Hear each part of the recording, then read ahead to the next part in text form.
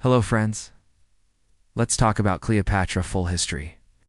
Cleopatra was one of the most beautiful women in the ancient world. She was also very smart and skilled as an Egyptian queen. But she's best known for her relationship with Roman general Mark Antony. They had a son together and ruled over Egypt from 42 to 37 BC. Cleopatra died by killing herself when Octavian, later known as Augustus, defeated Mark Antony and took control of Egypt. The famous story goes that she used an asp, a type of venomous snake, to end her own life rather than be captured by Octavian. Although no historical sources say this actually happened, it makes sense, since Cleopatra had a reputation for being cool and in control, even when things were going badly for her. In addition to being a legendary seductress, Cleopatra was one of the last active rulers of the Ptolemaic kingdom, which was the last dynasty of pharaohs in Egypt. Cleopatra was born in 69 BC in the city of Alexandria, which at the time was part of the Ptolemaic kingdom, Greek kingdom that ruled over Egypt. She was the daughter of King Ptolemy the 12th and his sister wife, Cleopatra V.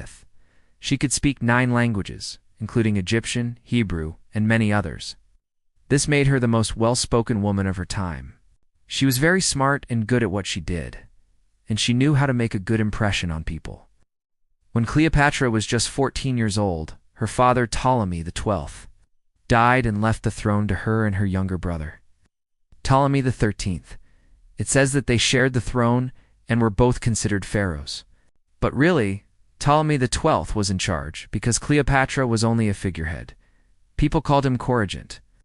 He kept Cleopatra from taking part in the government by making her into a kind of decorative head of state, while he did all the work, and he kept her brother, who was too young to rule, under close watch. Also, according to historian Plutarch, Cleopatra's brother Ptolemy the 13th treated her very badly.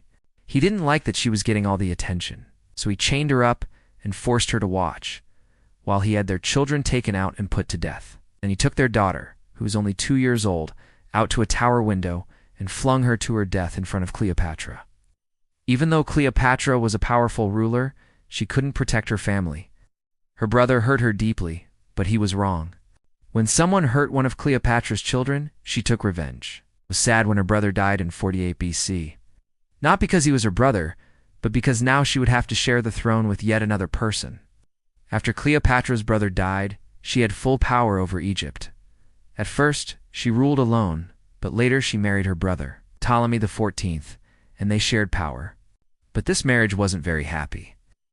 Her brother wanted to be the sole ruler of Egypt, and he didn't want Cleopatra to have any more power. So he put her in charge of the eastern part of the empire, which was much smaller than the western part where he lived.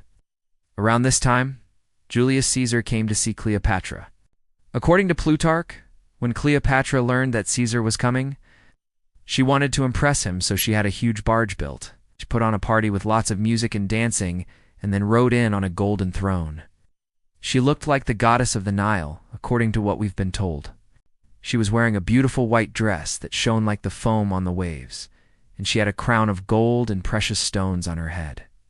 A long white veil covered her body and face, which made her look like a goddess from Greek mythology. Caesar was completely under her spell and gave her the eastern part of his kingdom to rule. He liked Cleopatra so much that he even wrote a poem about her. But soon after, Caesar went back to Rome, and Cleopatra went back to Alexandria. Then, Caesar was killed in Rome by a group of senators, so Cleopatra lost her lover and her kingdom.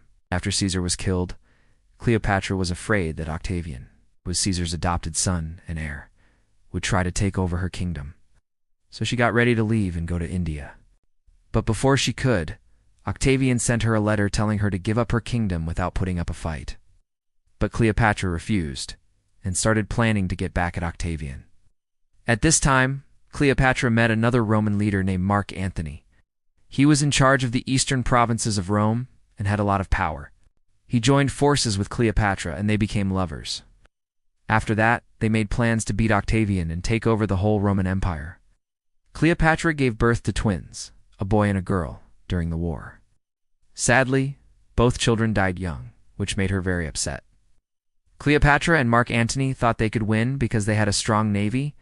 In fact, they planned to invade Italy and take over Rome itself.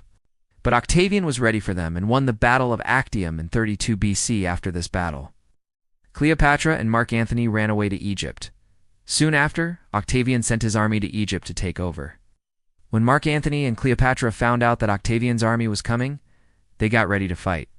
They put up a good fight, but in the end, they were defeated. Then Mark Antony sent a letter to Octavia, asking for mercy for himself and Cleopatra. But Octavia didn't agree, and instead, he ordered that Cleopatra be put to death. When Cleopatra heard that Mark Antony had been killed, she was very sad. She didn't want to live anymore, so she decided to kill herself. There are many stories about how she might have done this, but none of them are certain. One popular story says that she let an asp, a kind of poisonous snake, bite her. Another story says that she took poison in the form of a pill. It doesn't matter how she died. What matters is that Cleopatra chose to die rather than live under the rule of Octavian. After Cleopatra died, Octavian took control of Egypt. He was later given the title Augustus, and the rule of the Roman Empire began with him. Friends, this is the story of Cleopatra full history. I hope you enjoyed the video. If you did, please leave a thumbs up. Also, don't forget to subscribe and hit the bell icon for future updates. Thanks for watching. See you next time.